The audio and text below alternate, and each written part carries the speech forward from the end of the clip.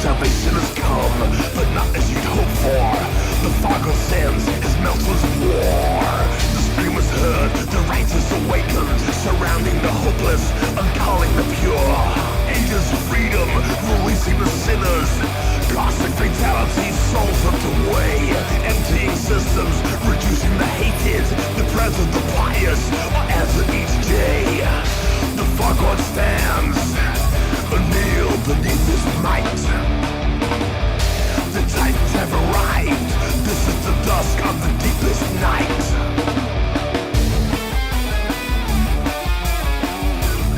This is the dusk of the deepest night. Alright.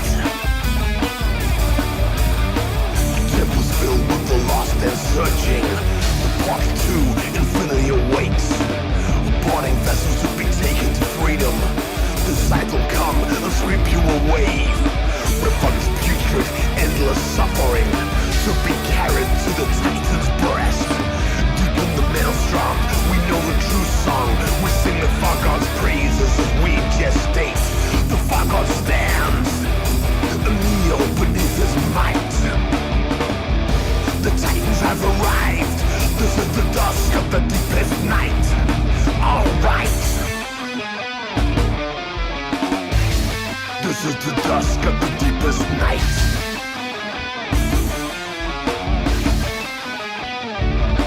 Alright.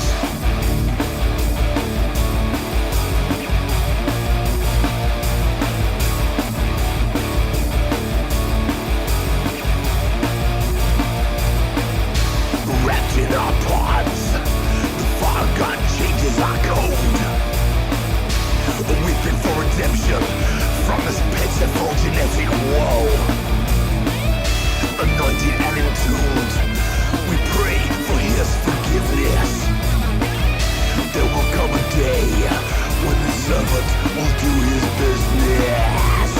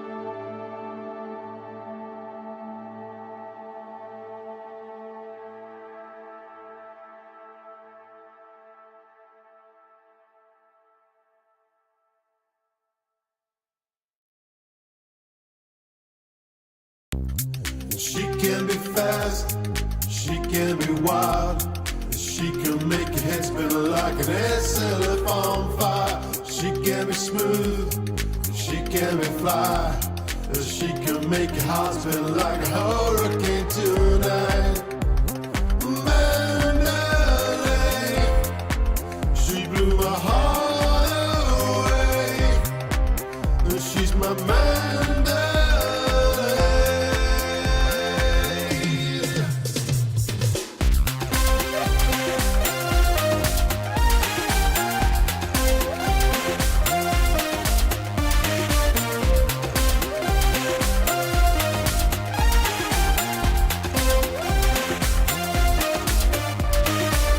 I used to fly other ships, I can't remember their names. Sometimes I look at old screenshots, made me delete them, told me I don't need to look right at them. She can be fast, she can be wild, she can make your head spin like an SLF on fire. She can be smooth, she can be fly, she can make your heart spin like a hurricane tonight. Mandalay, she blew my heart away, and she's my Mandalay.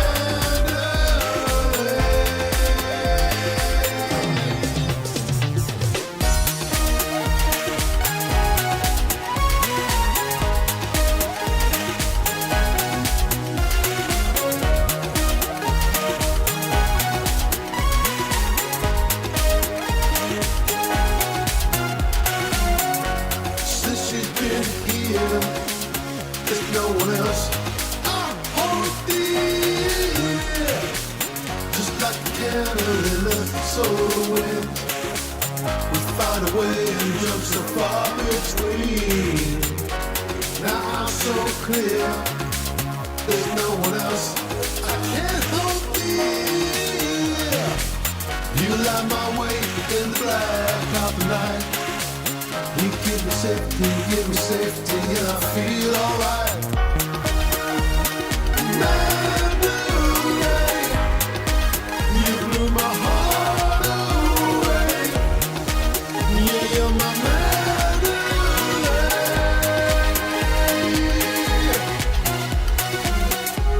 She makes me feel so fascinating, like a bird of prey as we fly away. Together now, into the darkness, the light that leads me, it's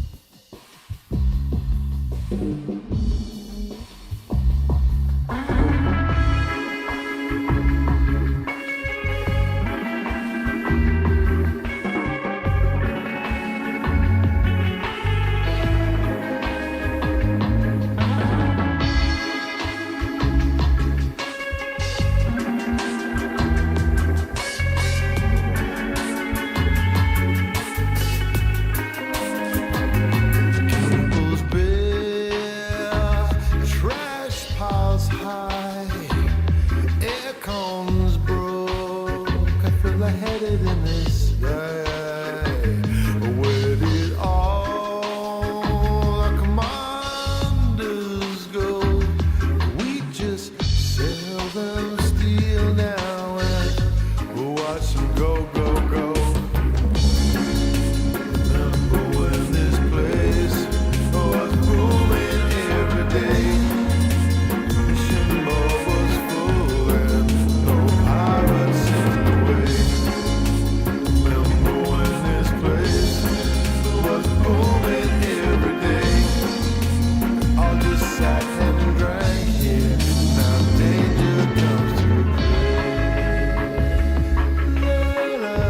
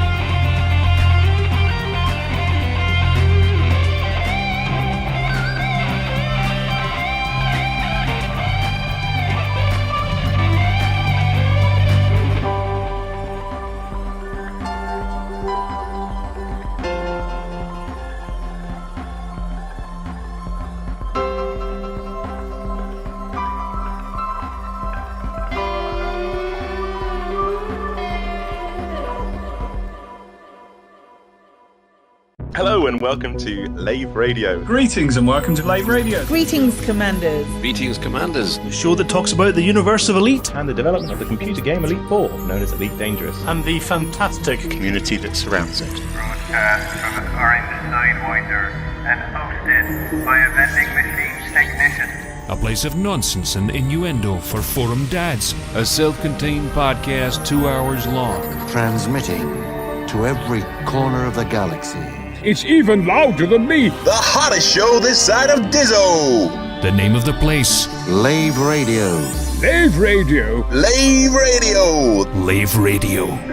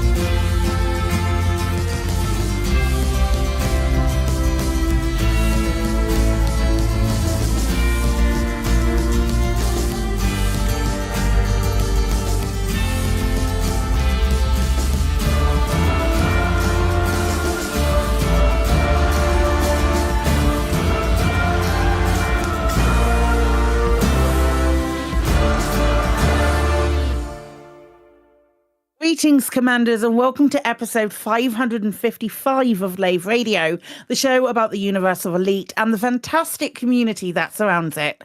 I'm your host, Commander Psychic, otherwise known as Claire, the staff liaison officer of this motley bunch. And joining me in the Orange Sidewinder bar for this episode are our head of health and safety, Commander Ed Levice, otherwise known as Ben. Ooh. Was that like a spooky Halloween? Oh, okay, I see what you're doing there. Okay, cool. Our SRV Banksy, Commander Alec Turner. Now I see what Ben's doing. It's ruined, but I was going to say hooray. Okay, yeah. Oh, okay, I see what you... Okay, I get it. I feel it. We have no Colin this week. Colin is down with the lurgy.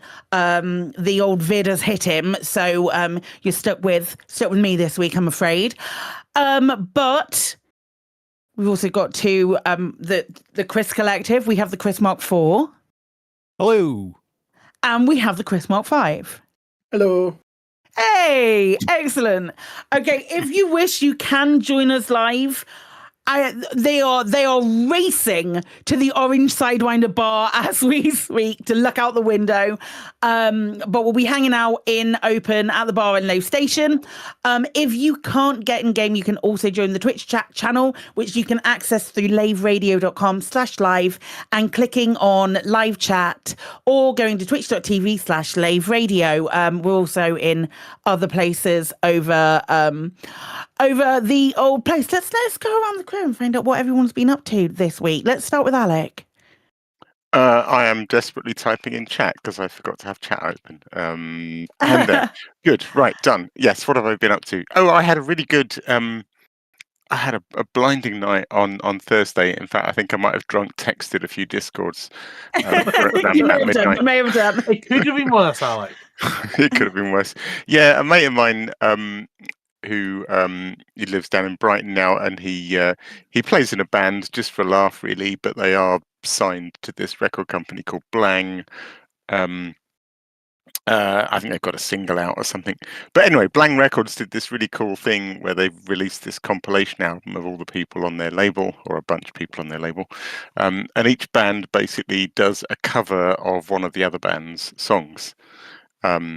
I think it's a very sort of friendly record group, and I think a lot of the bands all know each other, so they're all covering each other. Anyway, they did. So they managed to blag a sort of promotional night for the album at the 100 Club. I should say the legendary 100 Club. It is legendary on Oxford Street. It hasn't changed. I haven't been there for years, and it hasn't changed at all. It's such a good little music venue. And the walls, I wish I had more time, but the walls are just covered in pictures of all these famous people that have played there. And it goes way back, so it starts with lots of sort of jazz legends and It's a very cool club. Anyway, so my mate played in a band on stage at the 100 Club, which was ridiculous and hilarious. And there were 11 bands, and each band did 3 songs. And I managed to stay for all 11 and got very, very drunk, and then just managed to make the 12:07 train, which is the last train back home again. Amazing. Yeah, That sounds awesome. awesome night. And then I felt terrible the next day, but there you go. One has to pay the price.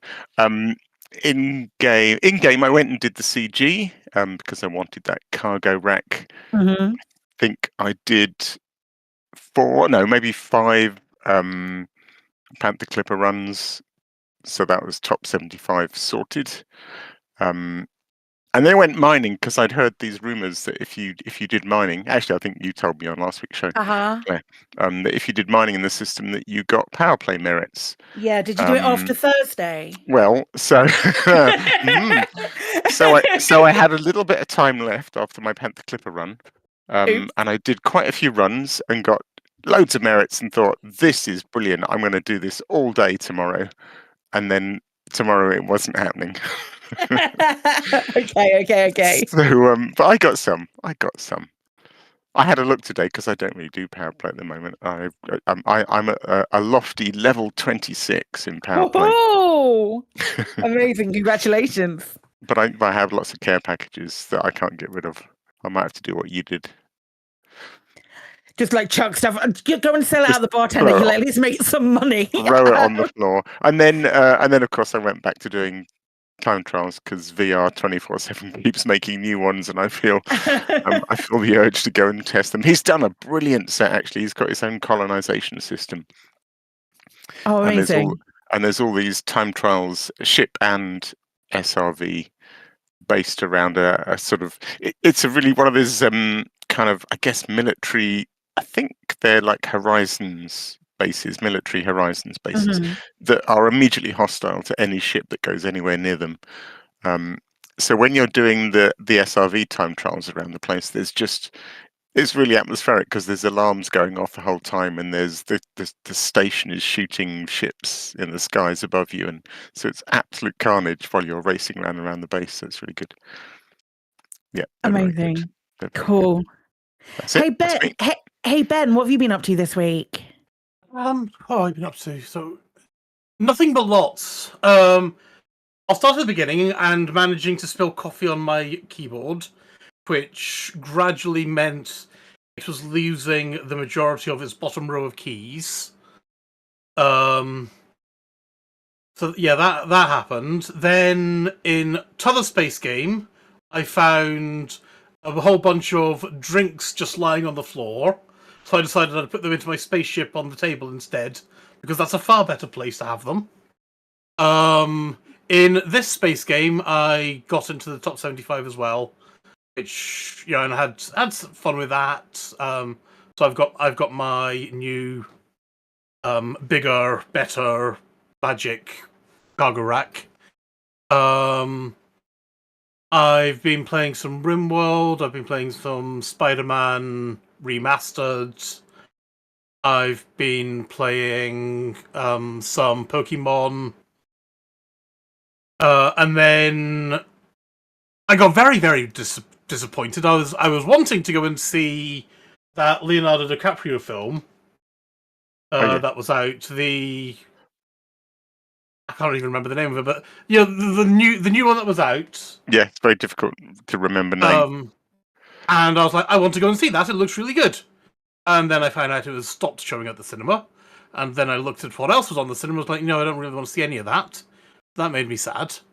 Thank you, Profane Pagan. Pardon? Profane Pagan in chat. One battle after another, it's called. Yeah, thank you, Profane. That's the one. I wanted to go and see that.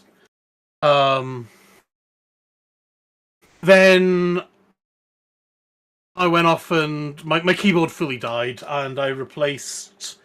What day is today? Today is Tuesday.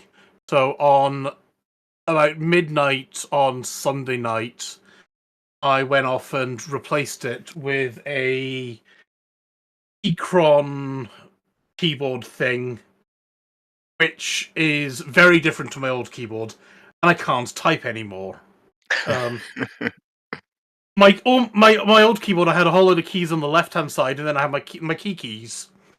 And now everything has basically shifted about 2 keys in the wrong direction. And just lost everything. And also because it's a chunky keyboard, I've decided I need to go get a mouse mat as well. So that's hopefully coming tomorrow. And I've gone from tactile actuators to smooth actuators. And they are lovely when I hit the right bloody key. So yeah, that's been my week. That's been your week. Chris 4, what have you been up to, mate? What have I been up to? Loads of stuff.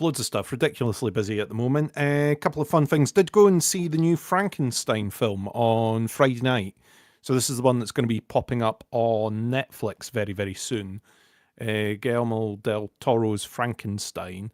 And it was filmed, part of it was filmed in Edinburgh and some of it was filmed up in Aberdeen as well. Cool. So getting to see Edinburgh on the big screen. And if that had been going, I'd have gone and seen that. It's not on at many places because it's one of these Netflix ones. A lot of the cinemas just don't show them because they don't think they're going to get bums on seats. I wish they would show more Netflix stuff, actually. Doing good things these days. Yeah, I mean, they do some like limited releases. So like Knives Out, for example, is getting a bit of a limited release. This is getting a bit of a limited release. I was surprised there weren't more places in Edinburgh showing it, even out of just local interest sort of thing. But the Film House came to the rescue. Recently reopened Film House, so went there for the first time since it's all been refurbed and saved from becoming yet another pub. And got to see Frankenstein on the big screen. So that was it good? I've heard good things. Yeah, I thought it was great. It felt a little bit long towards the end, but I think the way they shoot it from all the different sort of characters' point of view and the time jumping and stuff, it all works really, really well. And obviously getting to see Edinburgh on the big screen and see how the local geography doesn't match up is always fun. So yeah, I did a bit of that. In game, I have been doing the CG. I ended up in the top 50. So I have just collected all of my goodies before flying back to the bar. Nice. Awesome. Quiz 5, what you been up to? I've not really been up to that much. Did the CG, got top 50%. Yay, got my special cargo storage device that can cram more boxes into a given area. So yay. I've got, apart from that, I've been playing a lot of Jurassic World Evolution 3. And I went to IKEA on the weekend. And obviously it's Tuesday, which means I have just been working and playing dinosaurs occasionally and Jump Space. Yep. Cool. Excellent. Actually, Chris, got a question about the Frankenstein movie. Do we learn who the real monster is? Oh, Jesus. I think the real monster was the friends that we made along the way. Or the monster was the journey. Isn't that the line? I don't know. It's the journey, not the destination. That's what the monster is, right?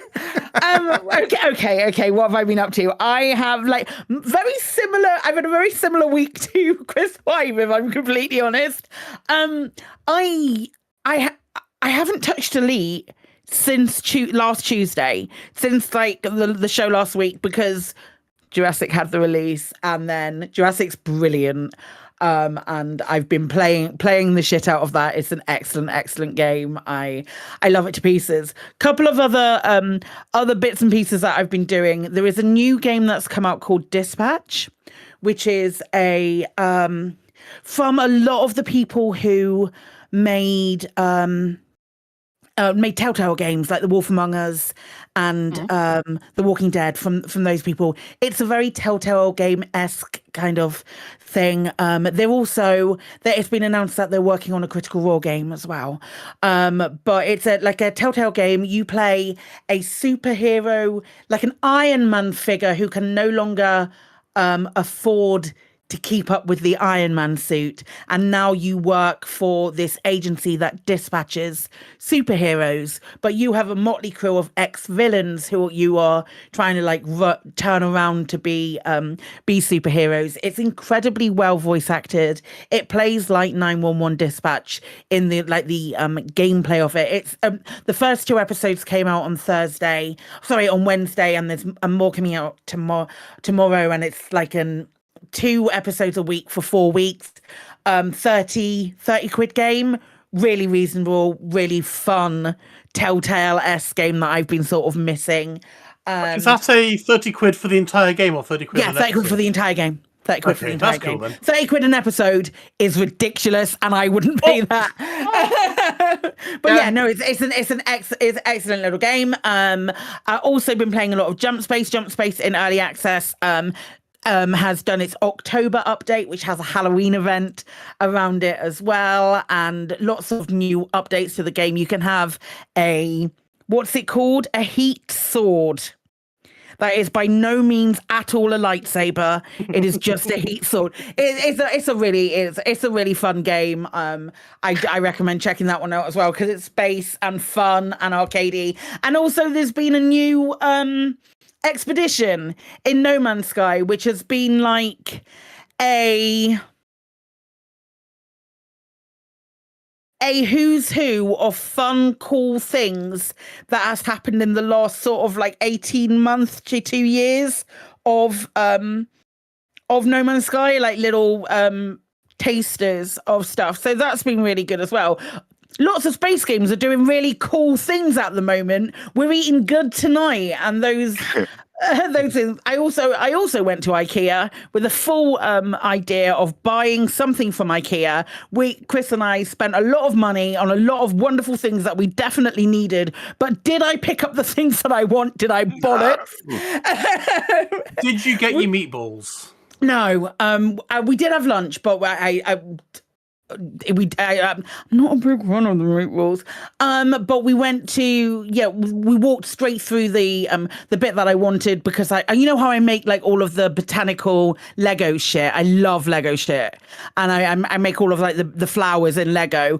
I have cats, and my cats that exist like to rip that Lego apart, and I've seen people put them in, like, you can get like these little mini greenhouses from IKEA for like £19, and I reckon two of them would fit all the Lego and the new one that's out.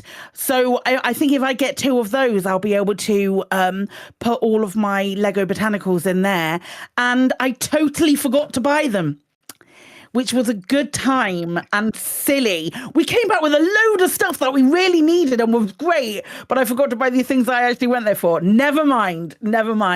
So, yeah, that's about me for the week, I think.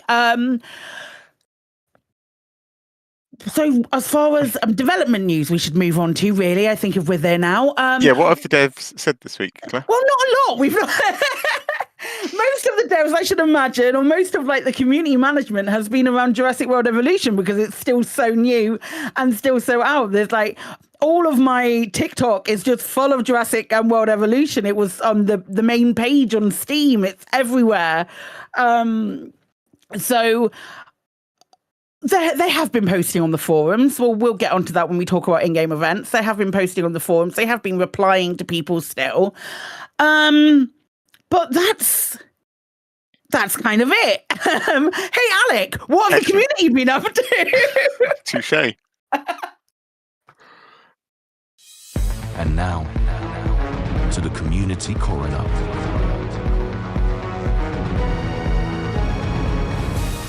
It's a dead game, innit, mate? If I'm brutally honest, not a lot. But I've got some stuff. I mentioned last week Commander Exorcist was wrapping up his Out There series. It's been a really epic series. So he put out a final episode of Out There called The Endless. That's not the end of Commander Exorcist's YouTube channel. I hasten to add just the Out There series, which was taking far more time to make each episode than it was worth in terms of engagement. So he's still making his stuff playing Elite, just not out there. But yeah, a very nice finale to the series, worth a watch, called The Endless. Also, just wanted to put out a shout out to Alzo Music. Actually, anyone who went to this year's PitCon will know Alzo. He did a fantastic music set, a very sort of instrumental guitar stroke electronic music, fantastic set by Alzo. And apparently Alzo has a birthday, or has a tradition that's becoming a birthday tradition of releasing a new track.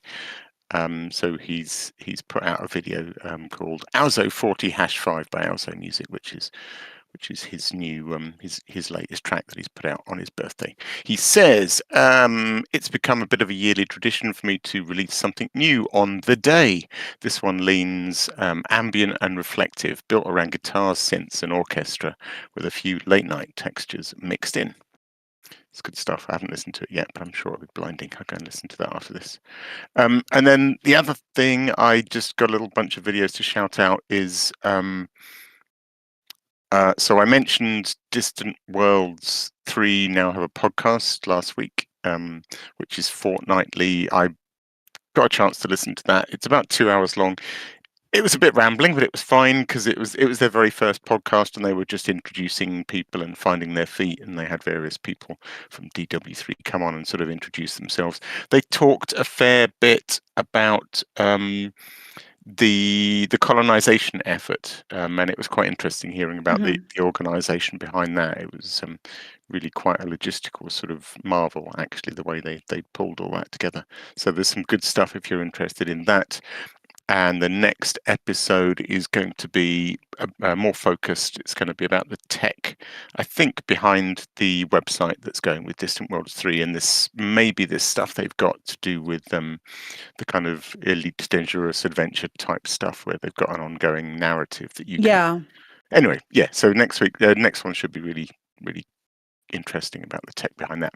Anyway, I mentioned that all because there's they had quite a fun training exercise. I'm not sort of signed up. I probably won't be going because I'll probably be too busy doing things in the bubble, and I don't have alts, and I'm not really interested in alts. But anyway, they did a very sensible thing. Was they did a high gravity landing training exercise because I think an awful lot of people that went out on the first couple of Distant Worlds expeditions, some of those people had never landed on a high gravity world and were quite surprised and blew up and had to start all over again, which was quite traumatic, I think, for quite a lot of people.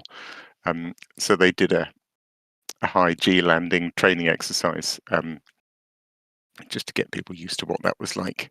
And I think there was a big meetup, and they did a big mass jump. And so there's some terrific videos of the mass jump that they did as part of that. There's one from Tomcat called Distant Worlds 3 Training Expedition HR 6164 Mass Jump. There's one from a smaller molecule called Elite Dangerous Distant Worlds 3 Prelude High G Exercise Event Mass Jump. And someone to probably subscribe to if you're going on DW3 is Dr. Nagy. Has a YouTube channel. Dr. Nagy is one of the contributors to the podcast as well. And Dr. Nagy has a long stream of the event, but also a clip, DW3 high gravity training exercise. These mass jumps are great, aren't they? I love a mass jump. It's so good. Yeah, I feel like it's been a long time since I saw one, and they're super cool. So there's that, and yeah, just to sum that up, just subscribe to it's at Distant Radio as the YouTube channel. I think it's probably the easiest way to find the podcast.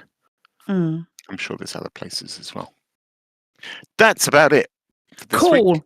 Cool. I've got one more little thing to add because I totally wanted to just do a quick shout out to Mr. Warpath, who managed to achieve, who got the email saying that he'd got Twitch partner today.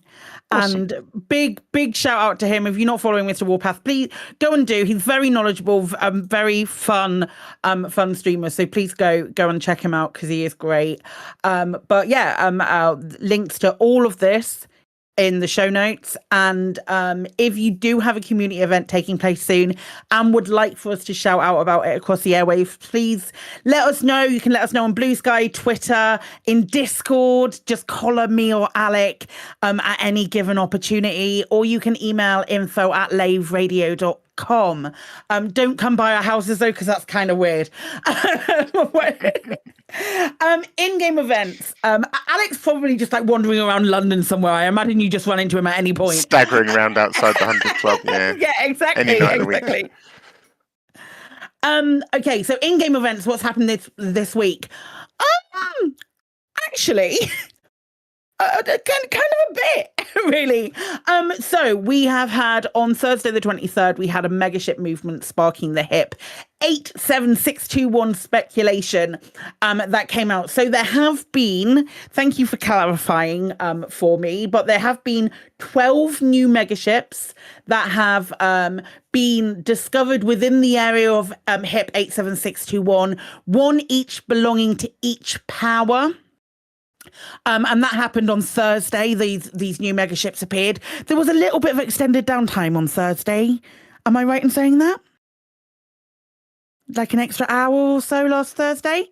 Could be. I can't say. I noticed possibly putting in the next thing that we're going to mention. Maybe not. Maybe. Who knows?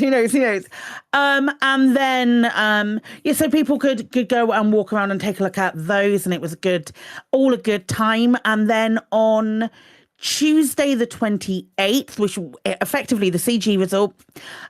So Brewer construction campaign achieves targets. Now, there was a little bit more to this than initially meets the eye, because we knew it was going to make targets because it was a good goal and it had a tasty, shiny reward. However, it does say towards the bottom of that, analysts have concluded that given the sheer scale of Brewer Corporation's logistical operations deployed for this product, the Enclave could be completed within just a few days. That's easy for me to say. So does that mean Thursday? I was going to say, what happens 2 days after they posted this? Oh, wait, there's a server reboot. There's a coincidence. Yeah. Just a few days seems to reek of Thursday, right?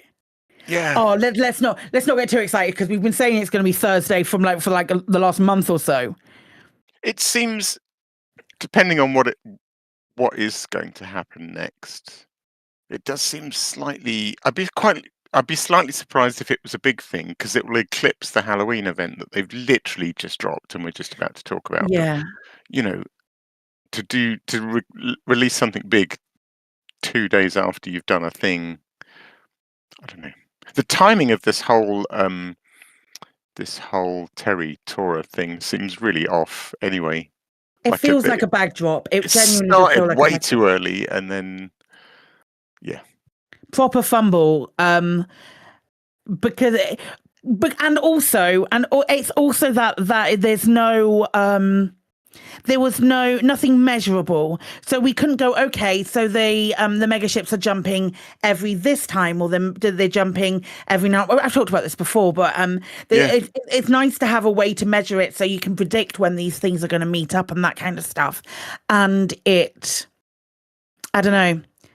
What do you think, lads? Do you think we're going to get anything on Thursday, or do you think we're going to be left high and dry again? Dry. I think dry. You're going dry. too soon. You're I don't going think dry. Thursday because of the Halloween stuff. Unless they want to do two things at the same time. Those two are going dry. I'm going to go damp. I don't think we're going to be. I don't think we're going to be soggy. I don't think we're going to be soaking. I think I'm going to go for damp. I think they're going to open some of the systems on Thursday. Some of these closed systems, but I don't think we're going to get all the way to where we want to be. I think you'll get some permit locks opening, but not all of them. Okay. There's only one, isn't there? Or am I wrong? Yes, yeah. There's only one permit lock system. The other ones were X'd out as far as colonization is concerned. Colonization. All right. So I think you might get some of the colonization then. Sorry. Do you think they'll once? I'll follow that up, but do you think that we will get those systems? So where all of these X'd out for colonization systems were, do you think that they'll populate on Thursday and we still won't get the meat? I don't think the colonization X's will ever disappear. No, I don't think so either. I think they'll be populated though. Yeah. I see what you mean. Better than what I was saying. Populated. Let's go with that. that. Okay. Yeah. So on Thursday we might find that there's some planetary bases and some space stations, and presumably it'd be very cool if they've done this right, that the primary faction of each of those will be different. Will be all sorts of different people representing all the different powers. Yeah, fingers crossed. There might be there's going to be they'll be special because they're sort of like lumped in, and they haven't been like a true colonization. They're staged effectively. So I wonder if there is going to be an awful lot of BGS to play about with over there, or a BGS to watch develop potentially. I don't know. I'm on the side of I was literally about to say I'm slightly moist, but I figure that that's the wrong crowd for this. But I think there is like a level of this feels like the right time to do it, especially with the Enclave could be completed within just a few days. They didn't say within a week or within. I mean, am I reading into too much for something that doesn't have like a strict narrative team at the moment, maybe, or doesn't have a narrative team that we know of at the moment, maybe, but I don't know. I'm just really hopeful. I just want, like, I'm not a big fan of having stories that are unresolved. Hey, Salvation. Yeah. I don't think it's uncalled of to say a few days could also be a couple of weeks. I don't know. Get Halloween over and done with, and then roll out the week after. I don't know if it's also creepy, and Frontier have a habit of doing fun things at Halloween. I know there is. We're going to talk about Macabre and Monsters in a second, but they have a habit of doing like a story beat on Halloween, and by me saying a habit, I mean they've done it once, so why not again? With the Adamastor, right? Yeah. Was there, not that this means anything and has no sort of precedent, or when they did the Adamastor, did they also do a cute little Halloween treasure trail? I feel like the Adamastor was the first time that they did something big on Halloween at all. I've been a bit thrown by the Macabre Monsters thing, because I wasn't expecting it. I don't know if this is just us. I mean, it's, and by us, I sort of mean like almost Lave Radio and our sort of peer groups around the community, and but I feel like when this Terry Tora stuff dropped, because it feels like it dropped early, we kind of latched on to, we were looking at the timeline and we knew there was going to be a Halloween event because they always do one, and we knew there was going to be an end of year thing that was a big feature, and we looked at the timeline and went, okay, so this Terry Tora thing's probably going to lead into Halloween. And then we got all these thoughts in our heads about it being vaguely spooky. And then as time dragged on, we thought maybe it'll not only lead into Halloween, but also lead into the end of year feature. And now we've got stuff about the end of year feature being burning stations and things in our heads because we're still maybe thinking Halloween. I think we're completely, we're completely thrown by the timing of this. I don't think the end of the year feature has anything to do with Halloween whatsoever. I don't think Terry Tora does. I think it's just completely out of sequence. Yeah. I think Macabre and Monsters is going to be the Halloween thing, and then Terry Tora. I don't know. I don't know. I'm still holding it. Let me have this. Yeah, I mean, we've only got a couple of days to wait, so fingers crossed. We may have something on Thursday. I think the proof will be in the pudding of an extended downtime on Thursday, potentially. Yeah, maybe. I'm just seeing people reading into it and going, "Oh, it's been an hour and a half. It's definitely big. It's definitely big." Can you imagine? Dad's just sneezed over the power cable. Yeah, so there is that. I would argue, Ben, that a few days doesn't mean weeks. This is Frontier time, remember? Yeah, but I still would argue that isn't the case. But you know what? They've said we're not going to do any more medium ships, and then chucked out the Type 11. And I don't want the Type 11 to change. So there's that as well. So pinch of salt. Pinch of salt. Don't believe everything they said. I'd love it if it was the case. Absolutely. And then let's talk about it then. Macabre and Monsters, which is the story trail that started today. Are you brave? Phil posted on the forums, are you brave enough to join Will Jessup, host of Macabre and Monsters, as he follows a series of chilling clues across the fringes of the bubble on his search for the grisly Colgrave family? It all starts in the Saragir system. None of us have done it. Am I right? Correct. Yeah. Correct. I haven't actually even logged in. I assume there's an inbox message, but I haven't even logged in. There is. Okay. I haven't done it either. I'm planning on doing it on Thursday, and because that was my day to play Elite this week. Planning on doing it on Thursday, and we'll definitely go and check it out. There are rewards that are only available until 1600 UTC on the 3rd of November. Does that mean something's happening on the 3rd of November? Who knows?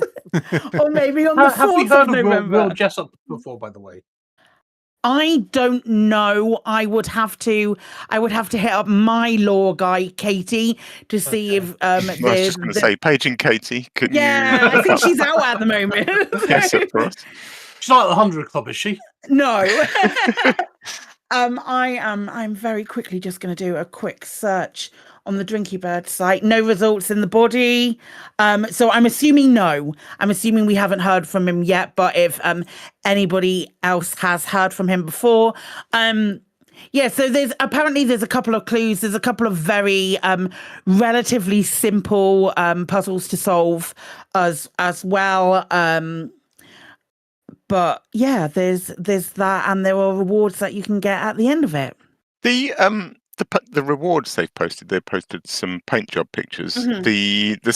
The smiling face ones, I guess we'll sort of come on to anyway, but I've seen those before. But the other ones that look like the front half of the ship has been dipped in blood. I don't recognise those. I do.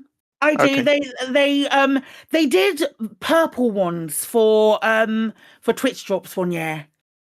Purple ones with the bats on, so half of it was purple and half of it was pink, and they had it. And I'm pretty sure that they've had these red ones before as well. They are pretty old, and I think there might be like an on-foot outfit that you can get as well with it. Yeah, there's a Mr. Pumpkin. One of the pumpkin ones. I've seen before. Cool. Yeah, so old ones that you can get. So fingers crossed, we'll have a good time doing that when we do it, and we'll be able to talk about it next week once we've done them. Cool. Well, in that case, I guess it's time to move on to the Power Play rankings.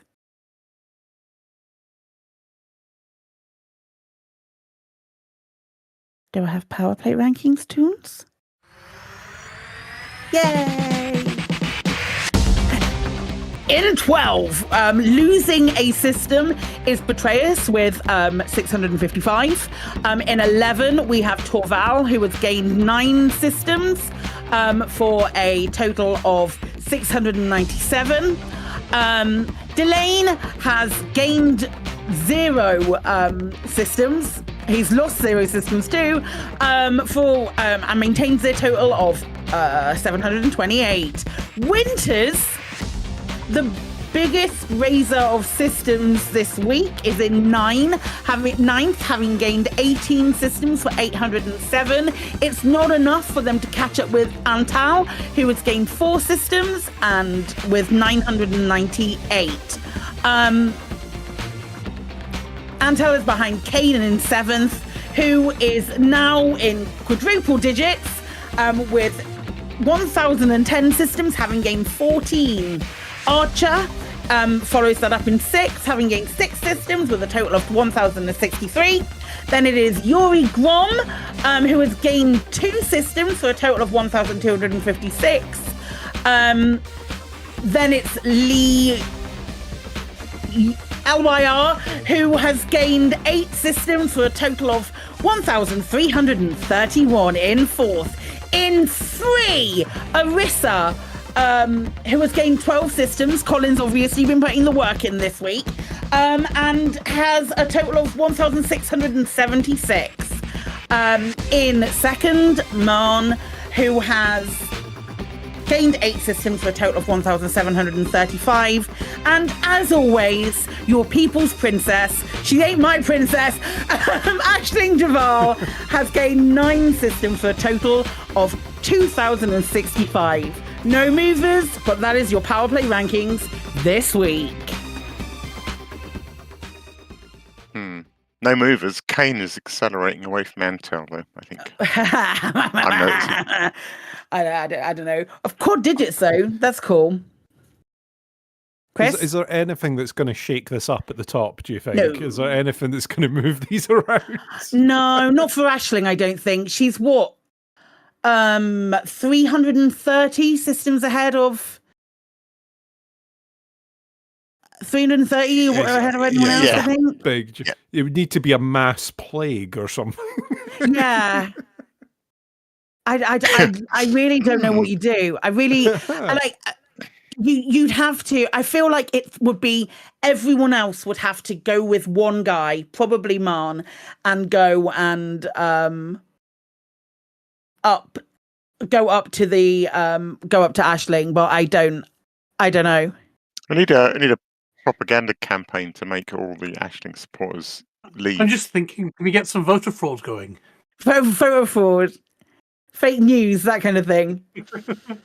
I don't know. Aisling Duval found in strip club or something. I don't know. Jesus Christ. I like Wintermute. Yeah. Infected bathwater. Infected bathwater, amazing. Bathwater, yeah. That works. That definitely works. Yeah, like Power Play's still there. I wonder if they. I do wonder if they wanted it to move a bit more. They definitely would have done. Do you know, it's a long way to go, but Betrayus at the bottom losing 1 system, I was just thinking, wouldn't it be funny if he fell to 0? I mean, it's almost worth a concerted effort to make that happen. Just to see what happens if. To see what happens, yeah. The poor Betrayus supporter. Bless them. They're working really hard, that one guy.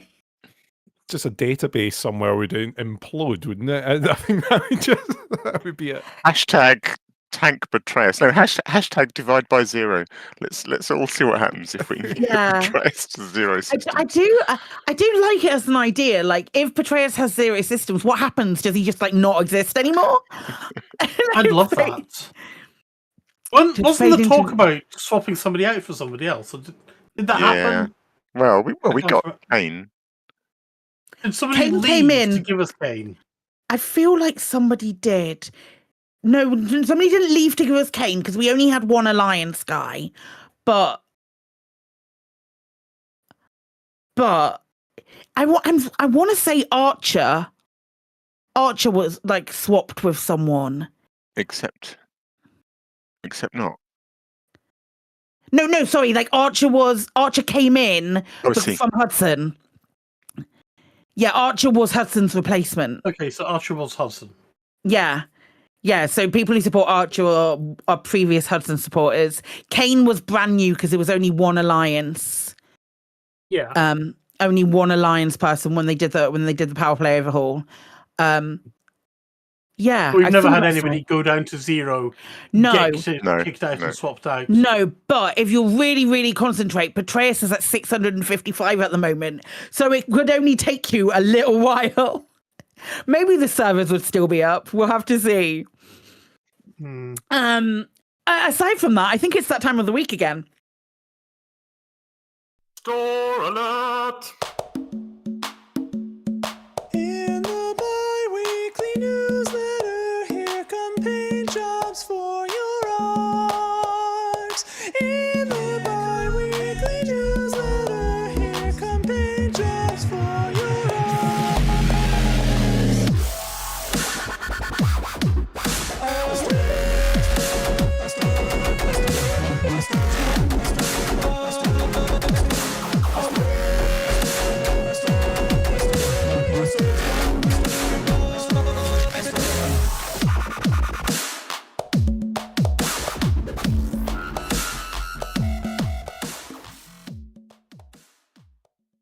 And as predicted, the Halloween paint jobs are back. Some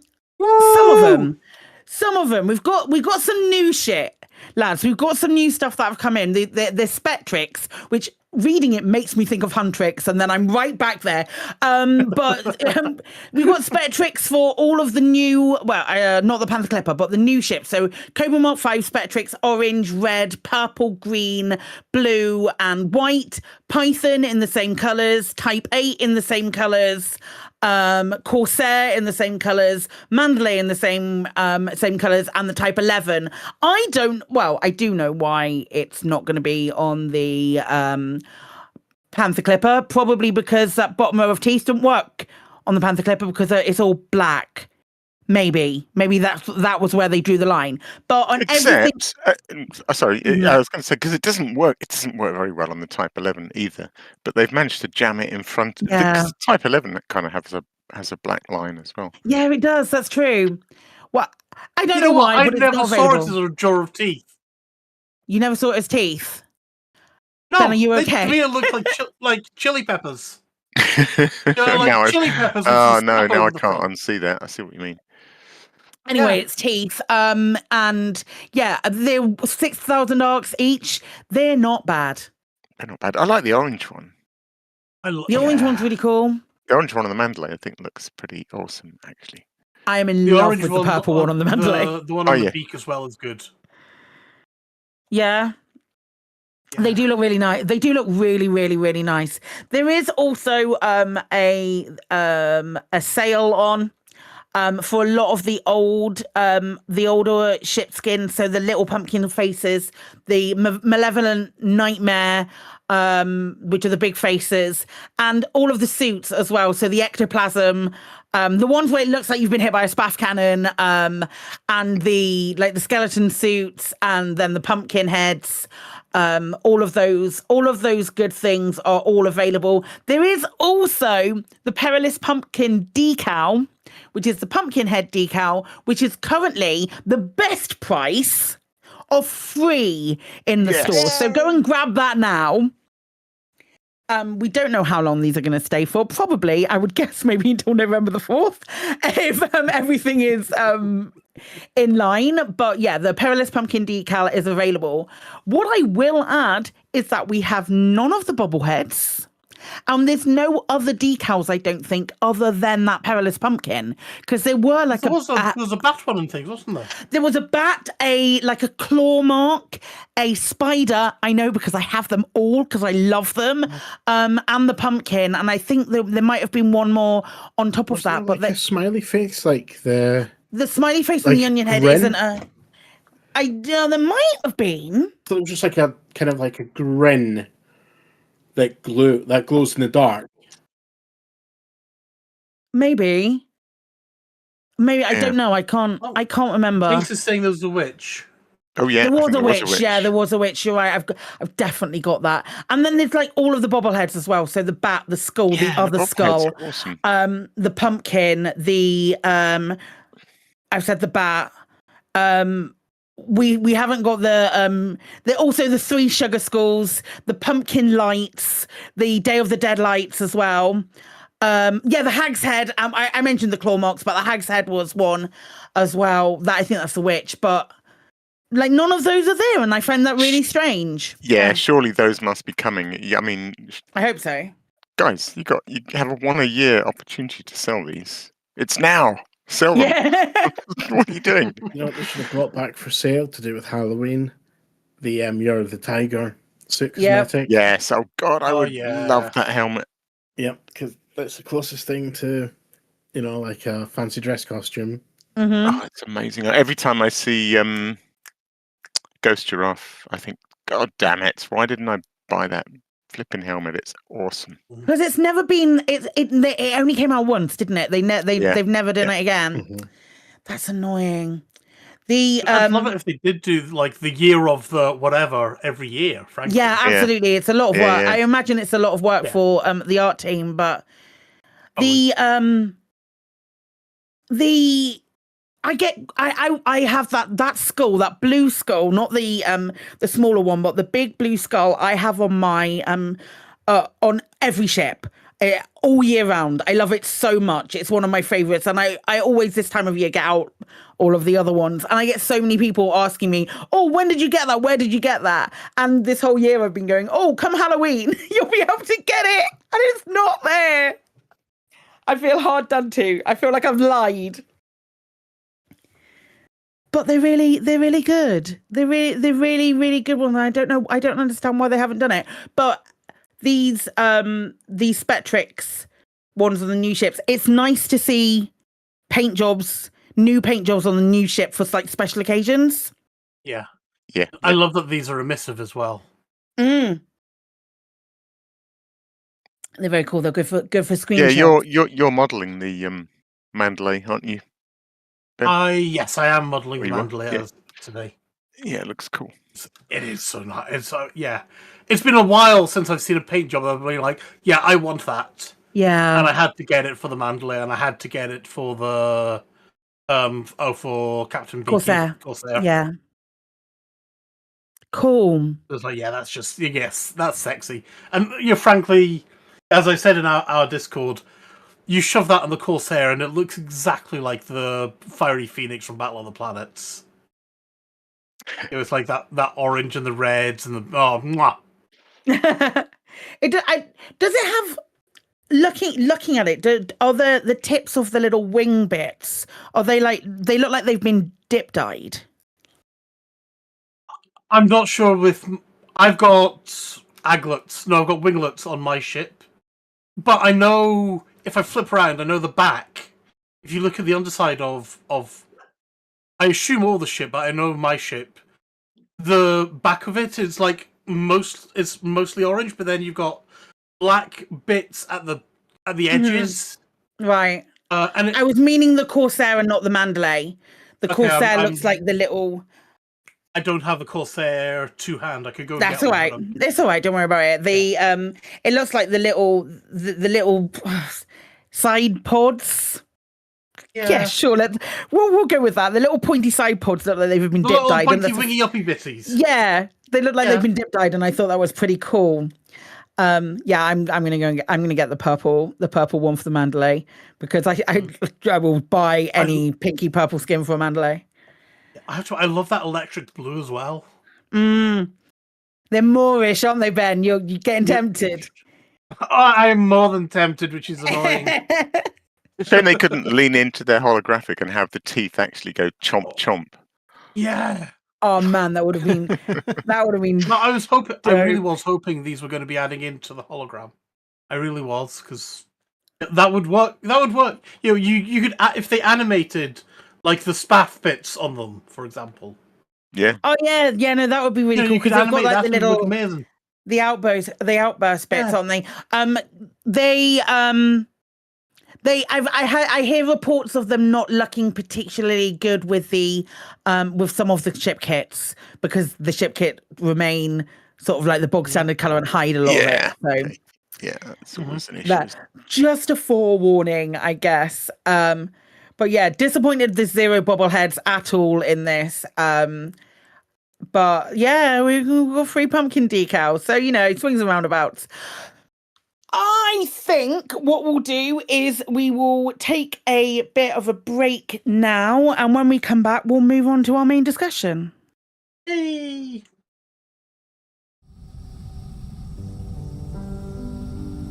In-system travel? Sometimes it takes so long. I have tools for all kinds of circumstances on my ship. But the one thing I don't have a tool for is uneven tan lines. I just want to look like a million credits. But when you're living for days on a ship with processed and filtered air, it really dries out your skin.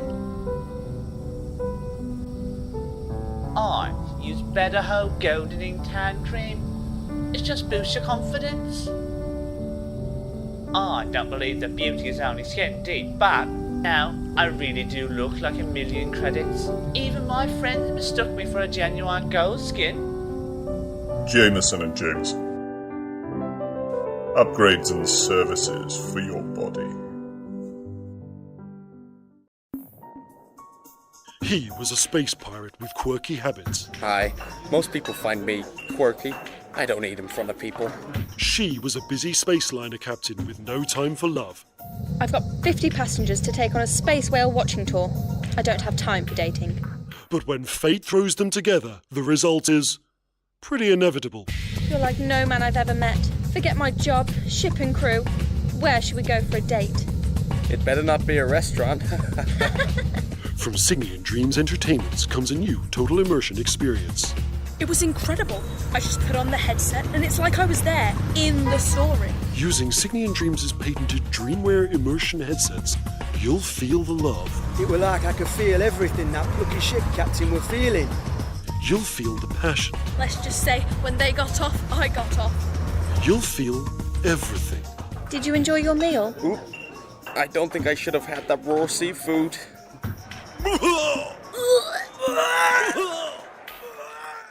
Signian Dream Entertainments and Dreamwear headsets, bringing you closer to the adventure. Signian Dream Entertainment is a division of Signian Dream military educational software. Combat training software also available. Please be aware that improper use of the Dreamwear headset may lead to psychosis, time loss, memory impairment, and hallucination.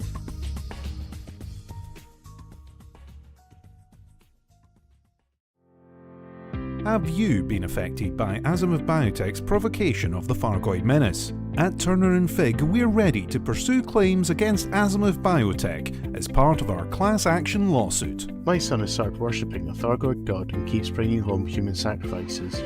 Am I entitled to compensation? Yes, you are. My daughter was aboard the Bright Sentinel. I keep calling Azimuth to find out where she is, but I always get their voicemail. Thank you for calling Azimuth Biotech. We're sorry, but Salvation is not available. Please leave your message after the tone. Am I entitled to compensation? Yes, you are. I was selling escape pod occupants into slavery, but now Thargoids keep taking the escape pods instead. Am I entitled to compensation? I suppose so. Thousands, maybe millions of people are due compensation from Azimuth Biotech.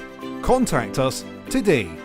Turner & Fig, cleaning out Azimuth Biotech for a huge portion of your compensation. And we're back. Hi.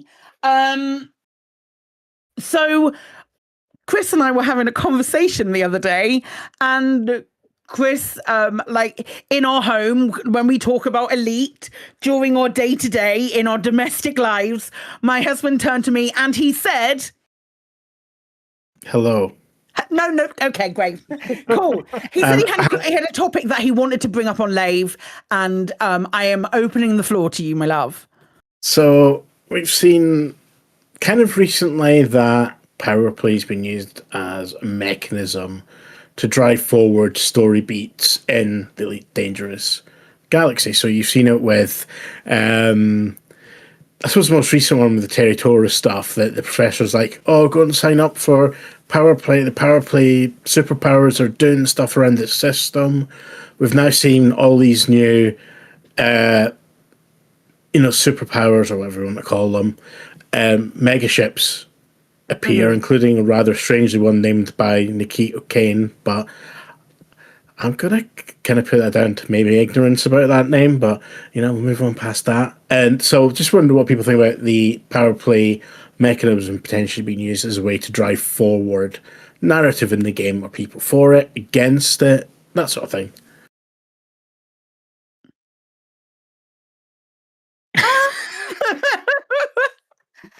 Brilliant. We need a bit of tumbleweed. Yeah, wait. No, I'm joking. I do have. Yeah, go on, Alec. Yeah, I was just the only thing I was thinking is that two things. One, I don't know why, but I still sort of find all the stuff about the powers kind of boring. I mean, I'm not slacking off power play itself, and I like the weekly tasks and all that, and I like how it gives people stuff to do, but the overarching concept of the 12 powers in Elite Dangerous, I still sort of don't care. So, I don't know that they're a very interesting narrative device. But also, and I think this is the bigger problem, I think Frontier may be wary of pushing one power over another. So anything that happens to any one of the powers will have to happen to all of them, otherwise it's not fair. And do you know what I mean? So I don't think they can use the powers in any kind of interesting way, because anything they give to one, they'll have to give to them all, and anything they take away from one, they'll have to take away from them all. But they didn't do that when they set up the new Nebula. They binned off. Yeah, God, who was it again? No, you're right. Good case in point. And then Grom lost control of whatever system that was. The CG was, yeah. The CG was. You got absolutely shafted royally in that. I feel like I hear what you're saying. That's a good point. Life's unfair. I feel like, yeah, I agree. They could do it. That's a good point. Although those are kind of incidental. Like they picked a system and it happened to have a power in it. But to make a good or bad thing that happens to a power front and center of the narrative, I don't know. Maybe they'll do it. Maybe they'll do it. It is incredibly difficult, isn't it, when you've got sort of superpowers v minor powers v minor factions and all these different things going into it in order to sort of pull where a story's going. And if you were relying on power play being the mechanism, I mean, we do the power play rankings on the program every week. And as we said earlier on, there's not been a lot of movement up the top. So if you were relying on the action there for your story, there isn't much at the moment. You know what I mean? It's you would need a lot of chopping and changing, or you would need to do a lot more CGs where hundreds of systems are about to swing on the basis of the outcome of this power play action, in order for it to feel like something's going to actually happen as the outcome. Because if it's just, oh, well, they win this system and they lose one system, then looking at the rankings at the moment, it would make a blind bit difference story-wise. If someone lost one system, two systems, 20 or 14 systems are not moving the dial, moving the needle. So you would need some sort of very big sort of battle thing, closer to your like the old Fargoid war dynamic almost, into all the different actions that could actually swing it. Yeah. But I think in order to tie it in, you need some sort of narrative running through there. And I think the AI word is icky. Because that is the only way that it being dynamically driven and having story attached to it would work. And I hate it for even suggesting it as a thing. Yeah, it's not a thing. I'm interested to hear Ben's take. I'm vaguely going similar idea as what Chris is saying, but sod the AI thing and things like that, obviously. But why does it need to be directly related to so and so going up 3 systems, so and so throwing down 3 systems? Why can't we have, like we used to have back in the day, regular narrative story involving the power play cast. Yeah. We don't need to tie it to actual... Use it as the characters and forget about the mechanic. Do you mean in a similar way to the last sort of, like, we've had a couple of power play CGs where it's been like people who have been pledged to the power have gained extra added benefits, but you still be able to partake in that CG supporting that particular storyline? Or do you mean something completely removed from power play? Personally, I would completely remove it from all game mechanics and have it only in the... essentially, it's a series of Galnet articles. And sure, if we want to tie it to certain gameplay elements, I'm all for that, but it doesn't have to be. So you just want something to read while you're fucking about in the galaxy? I just think, you can have a BBC News report saying that Donald Trump's saying this. You don't really give a fuck, though. But it's affecting the dynamic of the world around it. To the same extent, we can have a news report saying Princess Orissa's doing these things, and it's giving the flavor, which is giving you the reason to support that person. Right. Okay. So you want narrative. You want narrative to get you interested in power play, because I know you're not interested in power play at all in the slightest at the moment. So but they don't give a monkeys about any of the people. But you're saying you want a narrative which will give you interest in power play. No, it may or may not give me interest. It'll give me interest in the character. Right. But you still even Alec is saying when he's doing power play, he doesn't actually care about the person. No. Right. And maybe this would give you a reason to care about the person. And if that works to get you into the mechanics, great. I'm going to circle back and ask Colin about this when he's back, because we know that Colin is the die-hard ride or die power play guy here. So what is it about power play what is it about Orissa for him that makes him want to continue being involved and being engaged with that we're all missing, I guess? I think is that a fair question? Is that a fair... I think that's a fair question. Yeah. Why did Colin pick Orissa? Yeah. In answer to what you're saying, Chris, about how do I feel about the narrative being tied to power play in such a way like this, I think it's using the mechanics that Frontier have already set up in game. And I'm a big fan of using the game mechanics as they are to drive a narrative forwards, citing Operation Witch Hunt respectfully as an example.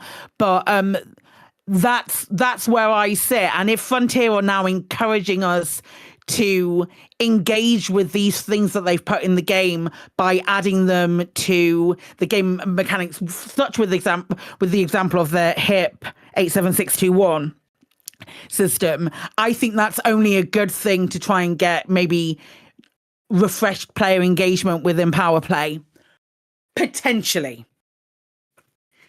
And maybe is my answer, but I would be curious what it is about power.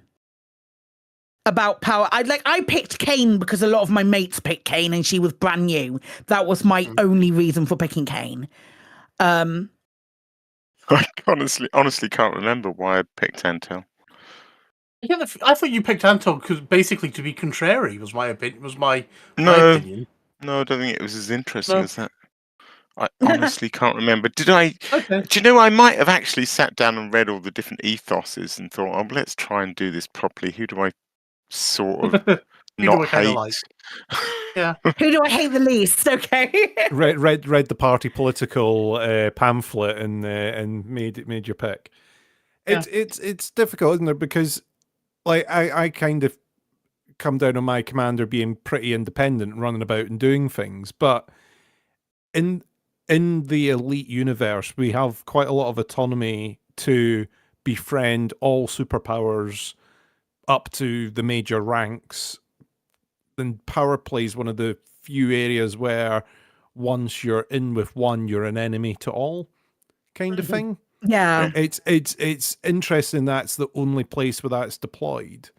So you can fully rank up with all the superpowers, or with the two main superpowers in there and not have any impact. Yeah. It's Incidentally, Yeah. I don't like touching, that, I have to admit. touching on that enemy to all thing, do you not think, when this first all launched and we were all very scared that being pledged to a power would mean you couldn't go and join the Burr Pits and a fun thing, then they wound it back. I feel like so much. I don't think I've ever been. It's sort of been irrelevant that I'm I've an enemy. accidentally been in a stronghold system of someone else, and I've been interdicted once. Right. And I've done a lot of power play. Yeah. And yeah, maybe it has been wound back a little bit too much. It's almost irrelevant. Yeah. Which seems a shame. I was just thinking, Ben was saying enemy to all, and I was thinking, well, in name only, in practice, irrelevant. I think it did need to be wound back. It did need to be wound back, but I don't think the balance is right. No. And that's that. I think when we were getting. I think anytime we went somewhere, we'd have a power play, or we'd have power play people drop in behind us, even if we weren't in a power play. Yeah. I remember when I was trying to roll my first ship down the side of a crater, and bloody power play exactly. ship keep turning up and blow me up. Yeah, it was and we were just like, what are we supposed to do? Because now we're if we sign up to a power play person, we're forced to engage with power play all the time, and now we're not. But we're so far removed from it that it's. Barely, it's the same as it was with Power Play 1, just most extent that it's barely an issue anymore. I don't. Chris, does that answer your question? Does that give you bit. Yeah, a little bit? Okay, wonderful. Yeah, because Colin's not here, so we can't get his opinion on it. So okay, we will pin that, and hopefully, when Colin has recovered from his COVID, he'll be able to have opinions on this that we can discuss, which will be really, really good. I can hear Colin writing notes. Already scribbling his notes down. Okay, right. So our second half of our little discussion that I wanted to chat about was, hey, it's Halloween week. So I am obliged to talk about spooky things that are in Elite, because Elite's really creepy in the best possible way in loads of different places. There's loads of cool things out there that give you the heebie-jeebies.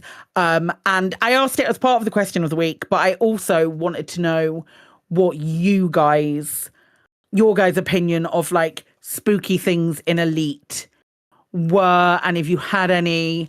What was your favorite, or what was one that really stuck out to you when you experienced it? I will start with Ben, because I know Ben's already got an answer. So yeah, this is going back. I think I was going back like 9 or 10 years, which is horrendous. But back then we were looking for something called Blood Diamonds, and you could get them at Chalker Landing. And for whatever reason, rather than just getting me Blood Diamonds, and however that mechanic worked, I can't remember now, I was just sitting at this Chalker Landing, and it was pitch black, and it's just like an old Horizon settlement, if I remember correctly. And the background soundscape was absolutely terrifying. I don't think there's anything special about it. I don't think there's anything. I don't think they went out of the way to make it scary.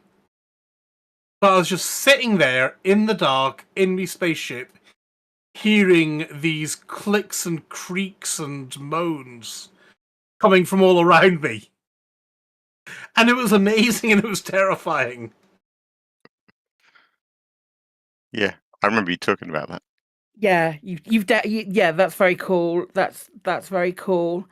What was it like the first time that you'd heard those noises, like noises like that, or was it like something unique? Something Did it feel that unique? I think was unique, right? But I did ask. I recorded it deliberately, and I asked other people, and they're like, "Yeah, I've heard that in some places too." And you're right, it is freaky out. So that's why I was like, I don't think it's anything bespoke that they did just for this. It's just the first time that I'd heard it, and gave you the heebie-jeebies. It gave me the heebie-jeebies. That's a good word for it. Nice. What about you, Alec? Yeah, like I think just to the point of why it kind of works so well in this game anyway, I think is like just sort of airless, dark, freezing cold places they're just inherently scary. What's the horror film with Sam Neill or stuff like that that just works so well? Or the ending of, or not just the ending, but the whole of John Carpenter's Thing, just those kind of cold places that obviously by its very nature really dangerous, as most places are. The places that have lovely blue sky and a bit of sunshine, if few and far between. But yeah, for me, the one I picked out as an example is the Stack, which is one of the series of INRA bases. The INRA bases are all awesome. I should go back and revisit. Fantastic logs. But the Stack is the one where the logs were actually about torturing living Thargoid specimens. And there's like a kind of crucible structure with sort of cranes and large, heavy mechanical things sort of leaning over it. And there's just little smears of green and I think a little bit of a Thargoid limb or something to one side. It's just grim because it's dark and it's cold and like I suppose it's got that thing of places, places in the in the real world where horrible things have happened in the past, like concentration camps and things. They're just grim, creepy places. I think your imagination does a lot of heavy lifting, and it's not like the fear of what's going to jump out at you, but it's just the kind of horror of what happened in the past. Yeah. Yeah, and I think Elite's got a lot of those. But yeah, the Stack's a good one as an example. What about you, Chris? For me, I've went for the Thargoid crash sites that we had originally. So where you used to be able to go into the tunnels and stuff with the scavengers going about. I always thought those were pretty creepy sites when you were going about. Again, the sort of sound design of those spaces. Elite Dangerous, they always do amazing with the sound. So those sites originally, obviously, before a lot else that we ended up getting in the whole Thargoid conflict, I thought those sites were properly creepy when you were traveling about atmospheric. Yeah, no, they're really cool. They're all still there as well. It seems like I was thinking about the Guardian beacons the other day, and I just suddenly I saw a screenshot or something, and I just thought they're still there. I should go to one, Jesus. And and these places as well. These places are all still there. It's criminal that you only have to do those 3 times. Absolutely criminal. Yeah. There needs to be something else to do with them. It's one of my favorites. I caught Epaphras doing one on his stream the other week. I was watching Epaphras doing one. I was doing my lurk, and they're just so immersive and so fun, and they've got a proper creep to them too. Oh my god! I've just had an insane idea. I can make an SRV time trial that part of the course is inside one of those Thargoid wrecks. So you race around the outside, then you drive in through the door, and then race around the inside and back. Oh my god! I'm totally going to do that. You'd have to have a key or something like that to get into it, wouldn't you? Yeah. But you can if you're prepping for it, you can get that. Chris 5. So I had to think about this because Stack would be my first pick.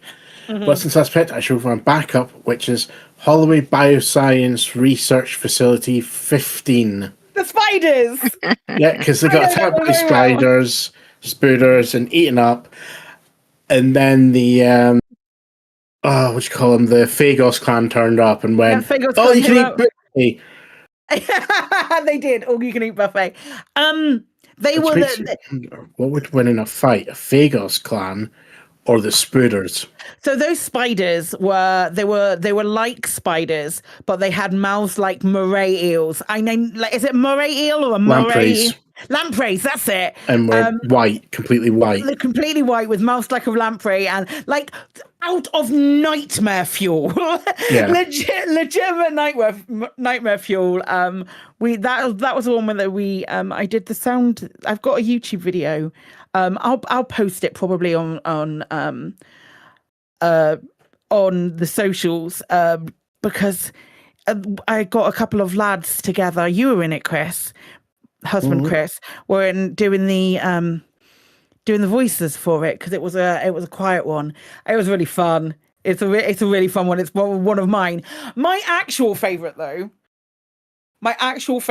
and because I can see what the answers to the question of the week are, and the Burr Pit have taken probably the equal favorite, but Madness and Ghosts. I think it's Madness and Ghosts. Double checking. I think it's Madness and Ghosts. Yeah, Madness and Ghosts. The Generation Ship Thetis. And this is the one which was sort of called back to on a Halloween event like 2 years ago with the funny, strange signal that causes everybody to kill each other. There's a strange signal that they pick up from a planet, and it causes everybody to kill each other. It's called Madness and Ghosts. It is Generation Ship Thetis. I recommend checking out every single Generation Ship because they are just marvelous and wonderful, and almost every single one is spooky as all hell. But Madness and Ghosts is my favorite. I love it very much, and it's very fun in the worst possible way. But this was also a question that we asked as part of our question of the week. If you don't know our question of the week every Sunday after Chris Mark IV's Black Diamond FM show, highly recommend checking them out. I have it under good authority that he's doing a special Halloween themed show this Sunday, and he's not been pressured into it at all by two women on the internet. But every around 2 p.m. UK time in Discord, on Twitter, and on Blue Sky, we pop out our question of the week, which is usually pertains to something that we're talking about in the show, or just something random that I've taken off the top of the dome. But this week we asked what your favorite spooky things were in Elite. And I'll start with Kezanik, who says, my favorite thing that is in the game is the Halloween skins. The team at Frontier smash it every year with them. I'd love to see more curated spooky mysteries, though, like the Adamastor added. Space is a scary place. Insert ghost noises here. Thank you. Thank you, Ali. Amazing. Space is a scary place. Right. The Burr Pit. They were all flying up. Little toy soldiers thrown in the air, pulled up into the lights. Now it's just us, me and the stones. They're all I can hear, much louder now, but not hurting like people's voices used to. Loud, but far away. So far. Dr. D. Murphy, Geological Survey, 23B, Coalsack Nebula. That's the Stones. The Stones. He keeps watching the Stones. Watching the Stones. Yeah. That was the thing that led up. That was the Adamastor. Excellent choice, Commander Burr. Fantastic and it started all of this. It started all of this, man. Good stuff. There's there's a really good for people. We've mentioned the Adamastor a few times this week and last week, and if people are sort of thinking, I'd like to remember that because I've forgotten a lot of it, there's a really good Galnet News Digest video that quite long. There is. Covers the entire story, and if you're thinking, I'd like to remember, if you feel like you've forgotten the story, that's a really good way to relive it. Yeah. Good recommendation, that. Good recommendation. Commander Tokoso, I still love a shutdown ground settlement with water dripping down and fires everywhere. If I saw something moving in the corner of my eye, I would need a swift change of flight suit. Guardian Sights audio is amazing too. Yeah. I think if there was stuff scurrying around the shutdown settlements, that would be amazing, wouldn't it? Oh, like even you know there's a cliche like horror movie sound like the that sort of noise. Yeah. Yeah, like even if they just played that just at a distance from you, that would scare the willies out of me, and I would not pick up the game again. Never be back. Never be back. Okay, bye. You need like a random creaking door noise, or just the scratch at the top end of a violin, something like that happening every once in a while. That was basically what was happening at Choco Landing. I'm sure it had those like little insecty clicks and things. But I'm doing the hand actions with the insecty clicks there. I heard them, Ben. It's fine. What they could do is loop your movement noise on like a little delay after you stop. No, absolutely not. No, like a footstep that's just behind you. Yeah, good one. Absolutely not. Oh. Yep. I have Commander Dead Meat GF. I really enjoyed the shutdown and Thargoid invested settlements. I really hope the next phase brings something as spooky and challenging. Yep. Also really good. I don't like jump scares, but I like that feeling of feeling creeped out by stuff. That's that's really cool. That's where my horror sits. So all of this is great. I love the psychological stuff. Yeah, like a thriller kind of thing, rather than hearing the noise, hearing the audio drop because you know there's going to be a jump scare coming. Nosferatu last year. No, I don't watch movies, Ben. Well, I'll get onto that in a minute. Okay. Nosferatu was brilliant with that whole psychological thing. Yeah. Not so many jump scares and things like that, but I don't think there were a lot of jump scares in Alien Isolation either. The fear in Alien Isolation is the fear that if you turn around that corner and it's going to be a little bit far away, and it's that kind of it's good. Yeah, it's not the turn around and all of a sudden there's an alien in your face. But that does happen occasionally. Yeah, it's the just seeing it skittering across across from a locked room or something. Yeah, anyway, shall I see what Silas Rezzi's saying? Yes, please. Yeah. So Silas Rezzi's loving the audio logs. Commander Jameson's and those of the doomed generation ships. Haunting. Madness and ghosts, man. Madness and ghosts. So good. So good. Like whatever if something does come and there is something really cool in HIP 87621, I really do hope it's voice acted. Yeah. I really would like it to be voice acted. That's a good point. Yeah, that'd be nice. Rocky Star says the voice logs at the Thetis generation ship are chilling. Would that be Monsters and Ghosts, Rocky? Madness and Ghosts, yes it would. Another shout for Madness and Ghosts. He's right, he's accurate. Go and check it out.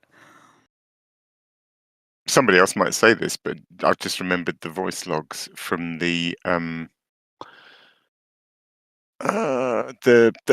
ships when the scythes were first released in the Thargoid War, and we learnt that the scythes were capable of cutting into ships and stealing people. And there were voice logs of that. That was horrific stuff. Anyway, sorry. I have Commander a small furry rodent brackets Oliver, who says when the crystal shards respawn, the sound effects are a little chilling. I don't know that I've ever been to crystal shard sites. I've been, but I don't know that I've. Is there like ever heard that? I don't think that I've around worked. for them to respawn. Yeah. Is there a crystalline kind of crackling sort of noise? Don't know. That's cool. I was about to say I don't think I've seen them regenerate. So I have VR 247. I think the dormant spire sites are the spookiest places in the game. Of all the abandoned locations, they've got the best thriller vibes. They're good sites. They're still there as well. You can go and see them as well. There's so many good places. Yeah, I don't. With nothing, there's so many good places with fuck all to do, but well worth going to see. I don't think I've been back to them since they've been abandoned. No, I'm not sure I have. It's a shame because like one of the things about them was the fact that you did have to like kind of sneak around, and if you went there in the dark, you had the sort of searchlights moving around where you could see all the different ship, with the ships overhead and everything. It was very atmospheric. I imagine there'll still be sort of gas effects and everything around them, but I'd miss the sort of hunt and the search element of it. I miss the parkour. I threw away. I remember you had to put those little. You had to contaminate the pods. Yeah. When I threw away all of my shit, I had 3 of those contaminated pods on me. No way, really? Yeah, yeah, really. I don't anymore. I got rid of them, but because they're not needed anymore. But it was really, yeah, it reminded me of a different time. No, that was a complex game loop. That was really good. Anyway, multiple on foot, spear of combat, and all of that stuff. Just bring that back, eh? You heard it here first, folks. If the galaxy gets infected, it's because of Psykit throwing away contaminated waste. That's 100% it. Me, miles away from HIP 87621. It just travels. Yeah, I've got one from Nicey. There is one Corvus line that strikes fear into the heart of any pilot. Main fuel tank empty. Eyes. Insert obligatory fuel rats reference here. Yeah, fuel rat. Terakov would hate us if we didn't say something on those lines. Yeah, that's what the fuel rats are for, isn't it? That's what the fuel rats are for, and they are amazing. As a Terakov in his own right. Oh, we should have done at some point. We will do this, like maybe next year if nothing happens in Elite, or if we're still going. Like a two line horror for 2-line horror story based in Elite Dangerous. Like yeah, good one. Like it. Cyril, I'm guessing, is saying the audio logs at Dav's Hope, Jameson stories, or the Generation Ship logs are all spectacularly done. A good runner-up was interacting with the Guardian beacons as part of unlocking the Guardian fighters. They are all dripping in atmosphere, making me yearn for a storyline for each of the powers. Or at least the 3 big ones, yeah. That introduce you to what living in those spaces is really like. It would add a lot more depth and reason to care for your powers individually on a lore level, rather than just a simple wiki page write-up about them. That's tying in very, very closely to what I was talking about, isn't it? We've gone full circle. What's happening?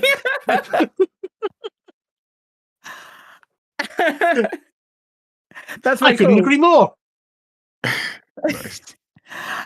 Steak Typhoon, our favorite meat-based weather phenomenon, says my cousin Ham Tornado, easy now, there's a competitor, was jumping to LHS 3447 one time, and it was taking a bit longer than usual. The clouds in the passing witch space turned more blue than he'd ever seen. A hollow square appeared on the radar up ahead, and the clouds suddenly parted.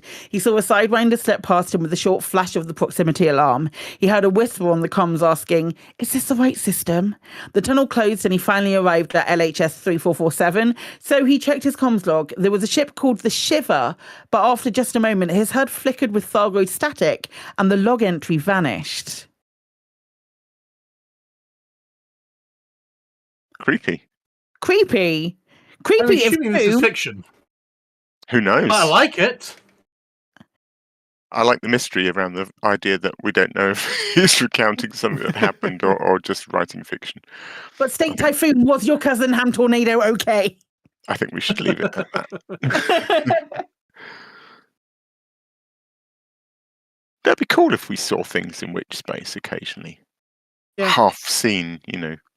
I mean, we've got those, you know, like when the Thargoid interdicted us, and we do get all that stuff grabbing, you know, the flickery text, basically. It'd be really funny if, yeah, it'd be really funny if it would once be amazing every... if there really was comms logs like this.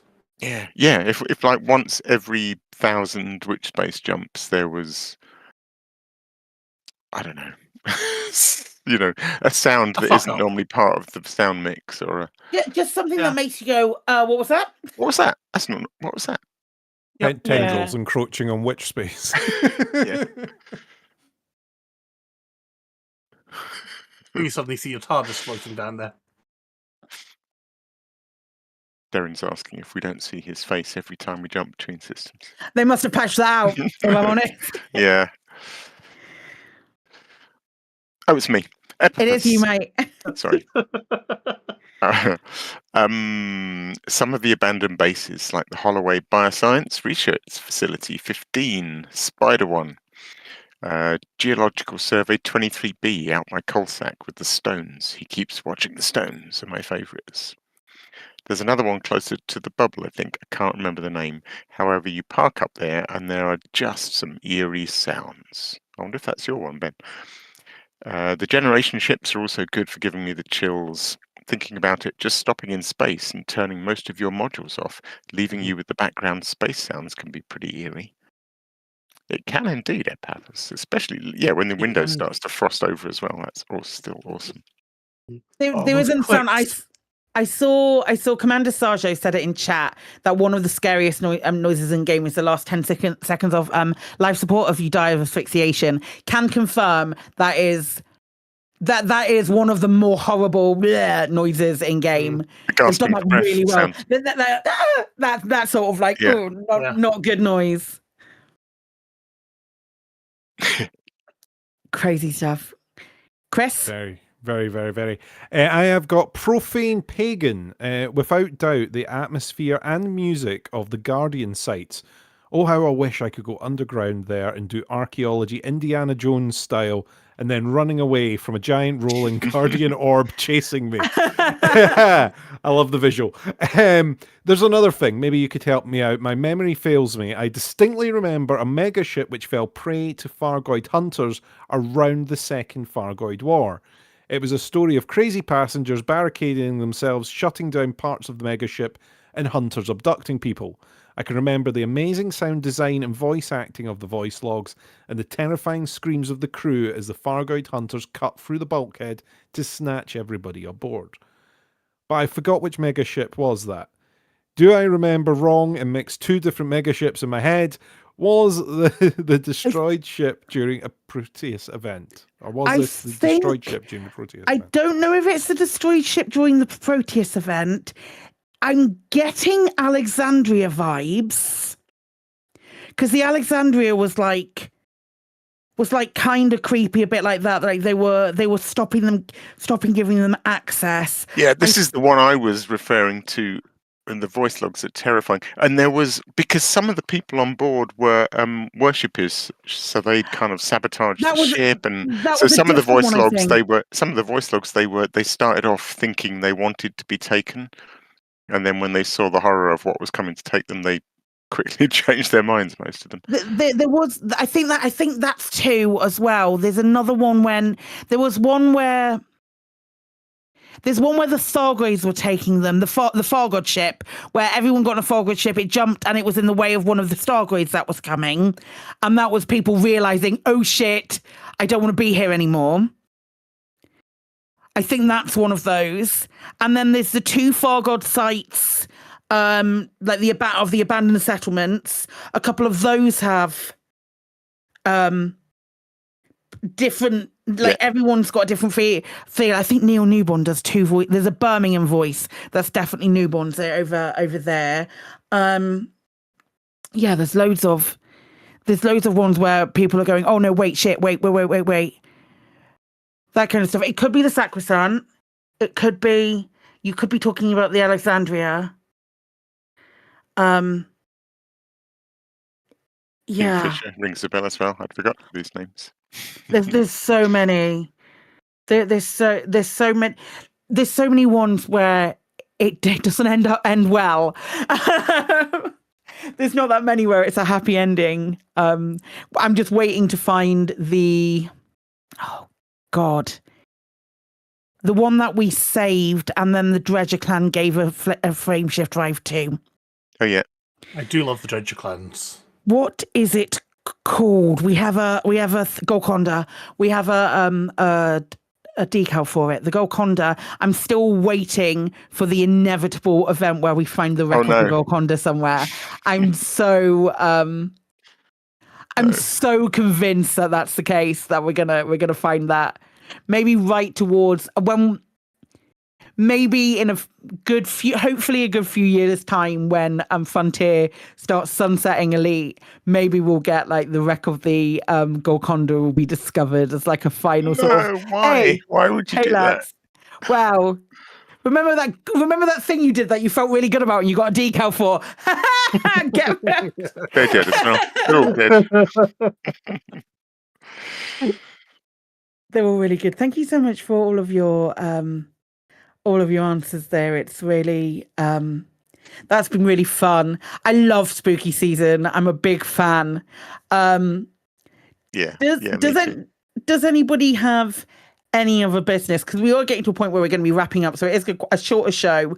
But does anybody else have any other business before I jump into mine very quickly?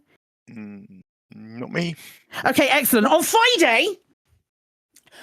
this Friday, the 31st of October, did I mention I love Halloween? We are doing I'm doing a spooky stream in aid of Special Effect. We are going to be playing some Elite. Katie's given me some challenges in an observation game called Exit 8, which I find incredibly creepy, spooky, which is very fun. And there's also, I've got access to a creator exclusive demo of a thing called Watch the Artwork, which is another, or Don't Watch the Artwork. I can't remember what. Please watch the artwork. It's another observation game. It's a bit like I'm on observation duty, but without the hard jump scares, but it is still creepy. I have got challenges and reward donations. So as I mentioned before, I'm not very good at remembering movies, and last time this went down really well. So for the price of £5, if you donate £5 to Special Effect and give me a movie title, I will look up that title in IMDb and I will look at the picture and try and describe the movie from that picture. I'm not very good about it, but somehow they're all the basis of the story of Oppenheimer.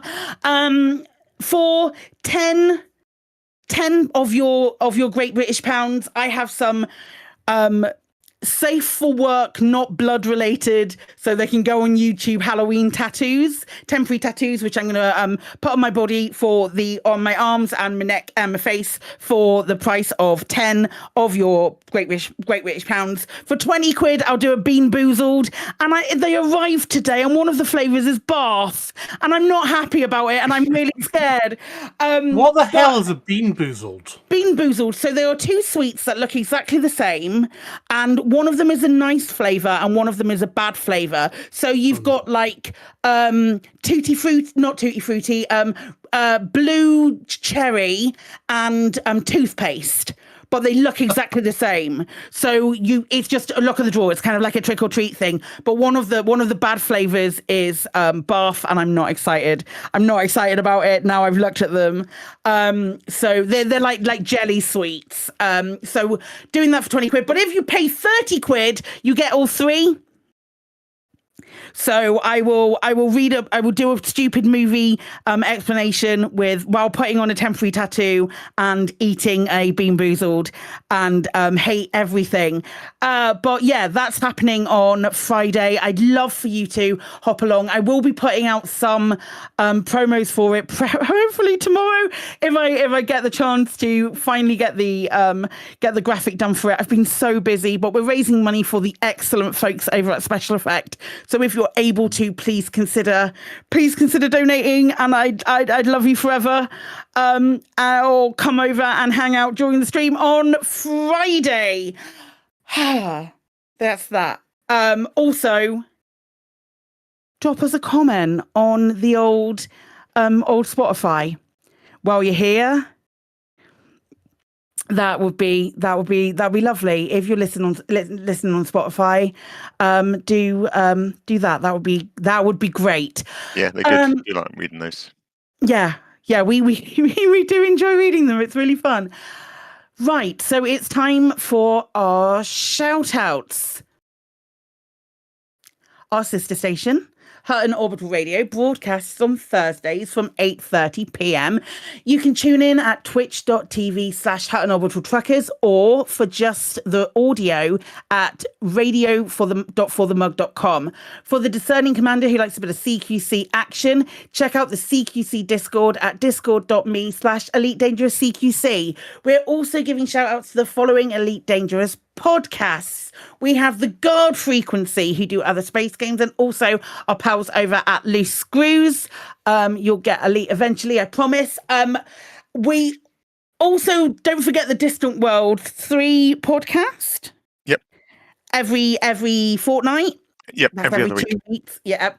And if you speak French, I don't. Do you? no, I just let the funky music do the talking. But we do have our lovely friends over at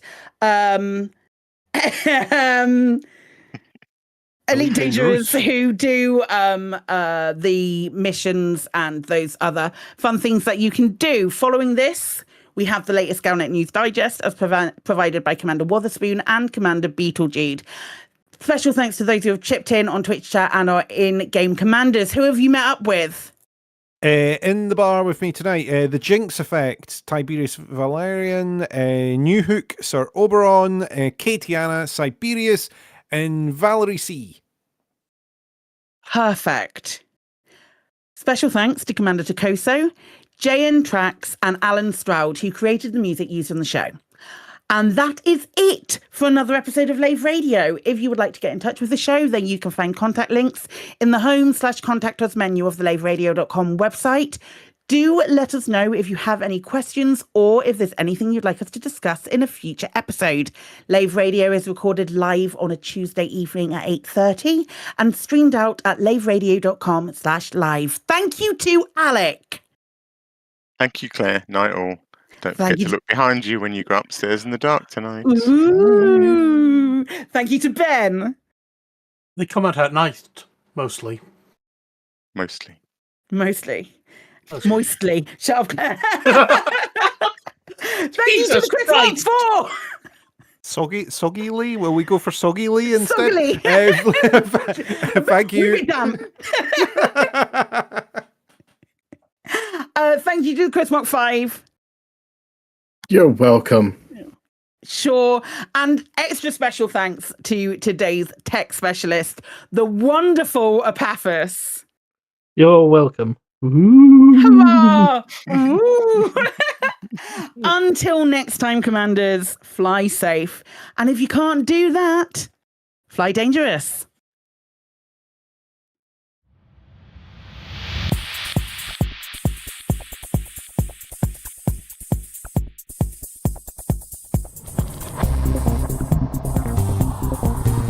Is your life like this? Sounds like someone having an orange inserted.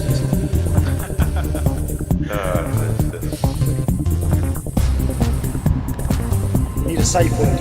Space can be done.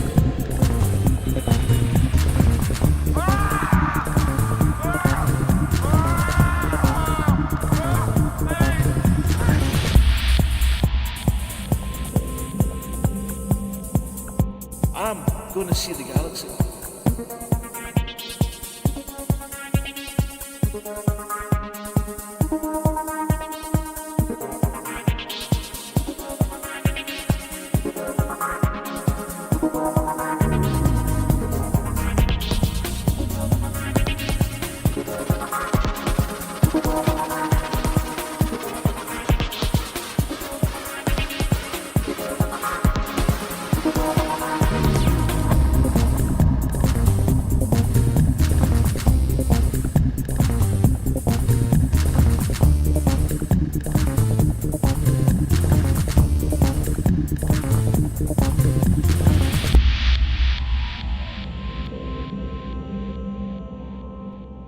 Ah, damn it.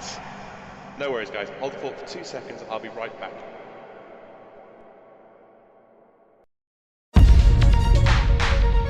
Galnet News Update, 28th of October, 3311.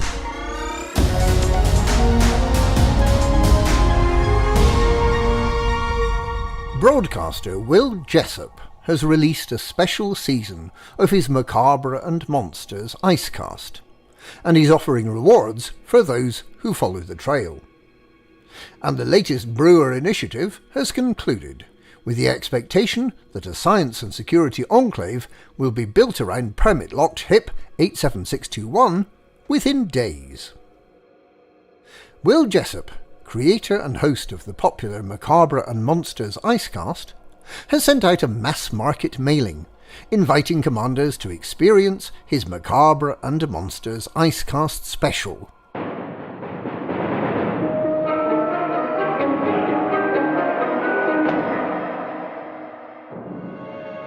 This is Will Jessup with the Macabre and Monsters special.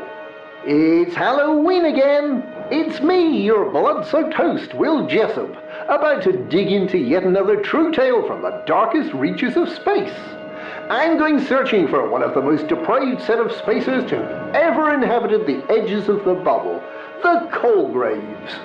Follow me as I uncover the crimes of this crazy family, and maybe we'll even get lucky and locate them. Now, wouldn't that be something?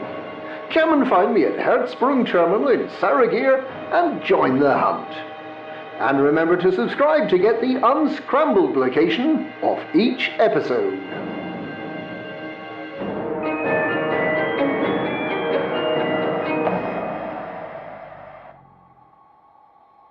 Head over to Saragir and you'll find the first episode right outside Hertzsprung Terminal.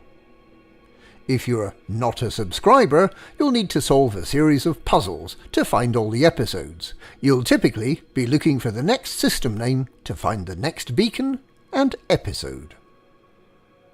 In other news, the Brewer Corporation initiative for Cobalt and Bromellite has concluded, with rewards including a credits reward, a decal, and the pre-engineered cargo rack already available for collection from the Trailblazer Dream in HIP 90578.